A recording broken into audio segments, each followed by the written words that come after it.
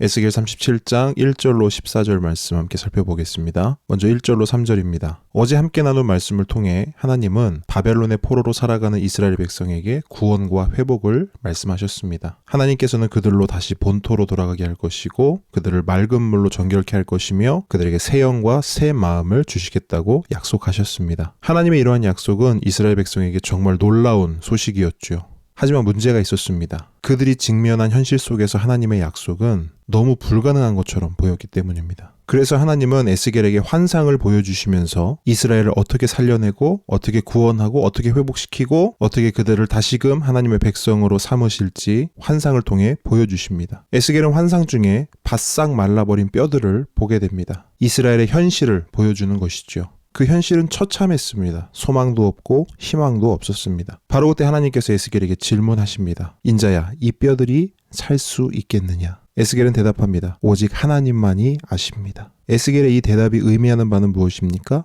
모든 결과를 하나님의 주권에 맡기겠다는 것입니다. 4절로 6절입니다. 하나님께서 에스겔에게 마른 뼈들을 향해 대언하라고 말씀하십니다. 에스겔은 지금까지 하나님의 말씀을 계속해서 전해오면서 마치 죽은 자들에게 말씀을 전하고 있다라고 느꼈습니다. 왜냐하면 이스라엘 백성들이 말씀을 듣기는 듣지만 말씀을 소중하게 생각하지 않고 하나님의 말씀에 따라 살려고 노력하지도 않았기 때문입니다. 그런데 하나님은 이번에는 진짜 죽은 자를 향해 바싹 말라버린 뼈들을 향해 말씀을 전하라고 말씀하십니다. 아마 에스겔도 당황스러울 것입니다. 나름의 의문들이 있었을 겁니다. 하지만 그는 하나님의 명령대로 말씀을 대언합니다. 그 내용은 이렇습니다. 마른 뼈들아, 하나님의 말씀을 들어라. 하나님께서 너희에게 생기를 들어가게 해서 너희를 살릴 것이다. 뼈 위에 힘줄과 살과 가죽이 입히고 생기로 살아날 것이다. 7절로 10절입니다. 에스겔이 마른 뼈들을 향해 대언하는 동시에 뼈들이 소리를 내며 골격을 이루기 시작합니다. 또한 힘줄과 살과 가죽이 뼈 위에 덮였습니다. 하지만 아직 생기는 없는 상태였죠. 하나님은 에스겔에게 다시 대언하라고 말씀하시는데 이번에는 생기를 향해 대언하라고 말씀하십니다. 생기여 사방에서 불어와서 저 죽음을 당한 자에게 생명을 불어넣어라. 그러자 생기가 그들 속에 들어갔고 그들이 살아났는데 큰 군대처럼 보였다고 기록합니다. 여러분, 이 모든 과정을 보면 마치 하나님께서 아담을 창조할 때 모습을 떠오르게 합니다. 그렇다면 왜 하나님께서는 이스라엘의 회복을 창조 사건과 빗대어서 보여주실까요?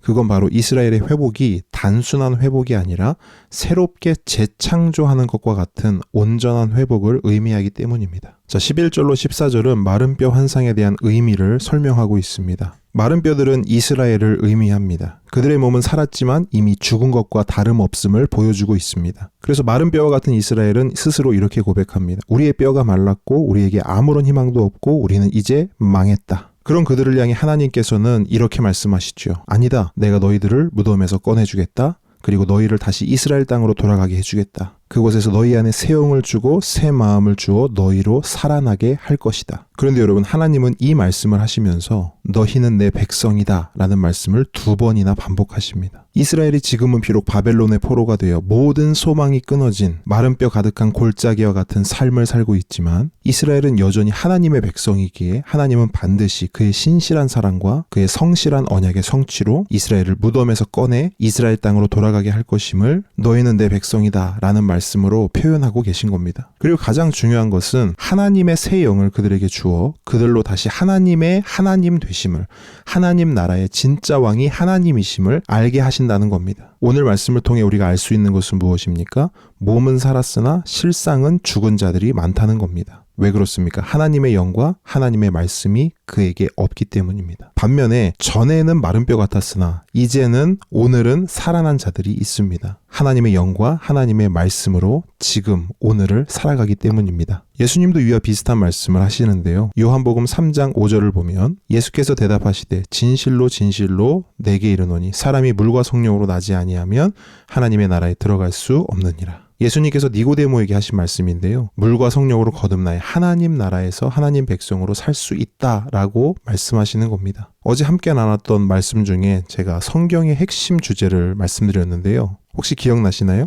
하나님 나라와 예수 그리스도. 바로 그 주제를 예수님이 요한복음 3장 5절에서도 다시 한번 말씀하고 계십니다. 자, 하나님 나라에 들어가려면 반드시 필요한 것이 있습니다. 예수님은 그것이 물과 성령이라고 말씀하십니다. 보통 여기서 말하는 물과 성령을 맑은 물로 정결케 하는 성령이라고 말합니다. 그런데 정결케 한다는 의미를 조금 더 확장해 보면 물과 말씀을 연결해서 볼 수도 있다고 생각합니다. 에베소서 5장 26절을 보면 이는 곧 물로 씻어 말씀으로 깨끗하게 하사 거룩하게 하시고 라는 말씀이 있는데요. 맑은 물이 우리의 몸을 씻을 수 있는 유일한 방편이듯이 맑은 물과 같은 하나님의 말씀만이 우리의 전인을 깨끗하게 하고 거룩하게 할 수 있는 유일한 방편이기 때문에 예수님이 말씀하신 물과 성령에서 물이 하나님의 말씀이라고 생각해도 큰 무리는 없으리라 생각합니다. 그러므로 저와 여러분도 바로 지금 오늘을 성령 안에서 그리고 말씀 안에서 살아간다면 하나님 나라에서 살아갈 수 있는 것입니다. 바로 지금, 바로 오늘